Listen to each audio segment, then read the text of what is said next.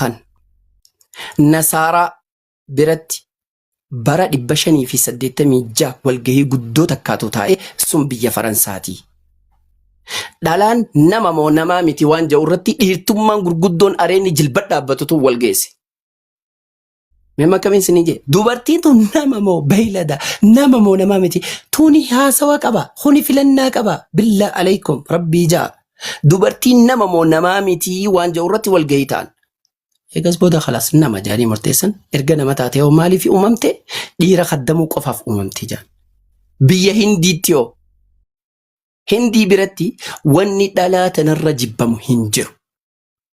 Du'a, boofa, ibidda, summii waan kana hundarra dubartiitu jibbamtuudha takkaa hoo dubartii badduudha. Dhalaan takka yoo abbaan manaa irraa du'e umriidhaan jiraachuu hin dandeessu. Jiruun isii irratti haraami. Abbaa mana sii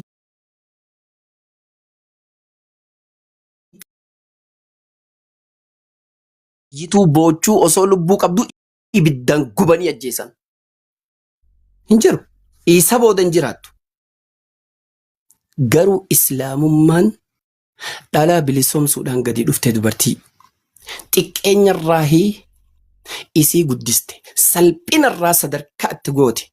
Dukkana keessaa ifatti isii baafte. Mirgasii guutumaa guututti islaamummaan kenneef. Haqa isii tiisiteef. Namummaa isii mirkaneesteef. Dhalaa fi dhiira. Sigaree wal qixxeessite. Namummaa fi kabajaa, iimaanaa fi ibaadaa, guddisuu fi guddachuu, barachuu fi barsiisuu keessatti akkasumatti dhaaluu fi dhaalchisuu keessatti illee islaamummaan wal qixxeessite. Biyya Roomaatti haa furannu. Qarni 6ffaadhaa keessa waan takka dubbatee mootichi Heerii jaamu tokko. Dhalaan lubbuu sharrii irraa uumamtee je. Hundee sharrii hundaatii je. Wanni kun dhiira kuma keessaa dhiira takka qaceelaa hin dhabdu. Dubartii kuma keessaa dubartii takka qaceeltuu hin agartu waan jedhu jala sararee ilaa ammaa macaafa isaanii keessa jira. Baasee si agarsiisuu danda'a. Garuu Allah subhaanahu wa ta'ala aslaali kunoo rabbiin kee islaamummaan walqixxummaa isiidha dubartiidhaaf mul'ise. Rabbii akkas jedhe suuraa 4 Nisaa aayata takka irratti. Osoo waan kanan dubbisne dura waasiin ja'uu ati. Qur'aanni juuza 30 qaba. Sigalee juuza 30 qaba. Aayata 6,223 akkana qaba. Juuza 30 keessaa suuraa takka suuratul rijaal tajattu yoo naa fiddan wallahi badhaasa isiniif kanna.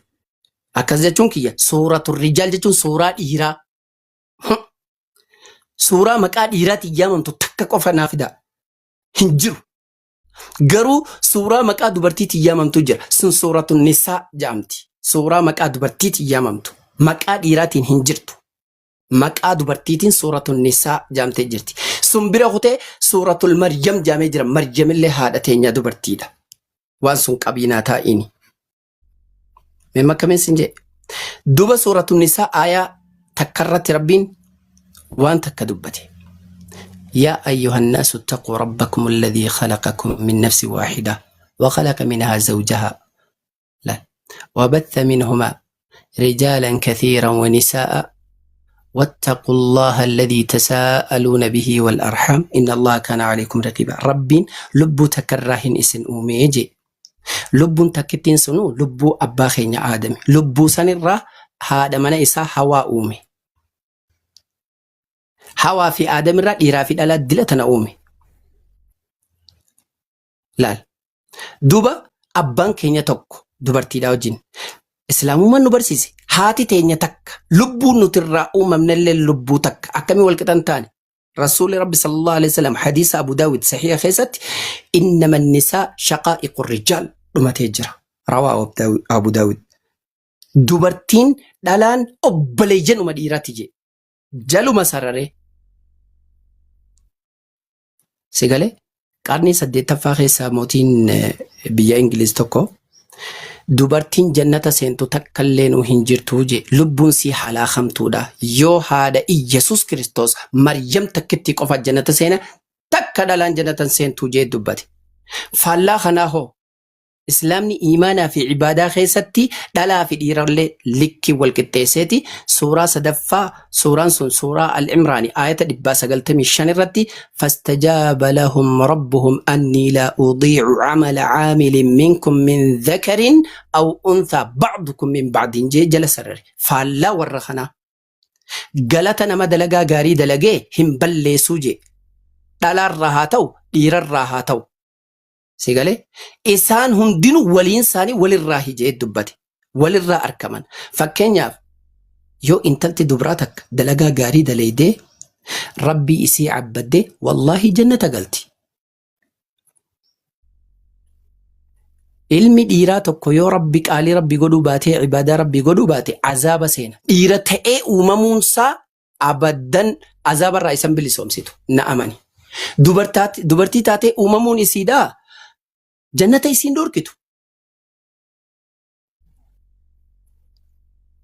Badhaasa waan kanaan kana gartee deeggaru ergamaan rabbii waan kana nuu hime sallallahu alayhi wa alihi wa sahbihi wa sallim.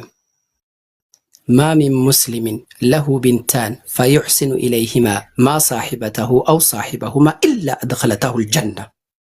نمني توكوجي نمني دبر لما كأب dhiira lama hin jenne laa dhiira takka hin jenne dhiira shan hin jenne dhiira afur hin jenne kudhan hin jenne no dhalaa lama qofa dhaluu keetiif namni dubartii lama dhalee dubartii lama qabu ha tarbiyyaa islaamaa irratti isii guddise kan amala gaarii irratti isii guddise hanga isaa wajjin jiraatan nama dubartiisaa ilmaansaa lamaan saniif tola gaarii oolee fi haala gaariin guddise illaa adkhalataahu aljanna abbaa intaloota sanii rabbi jannata naqa jee.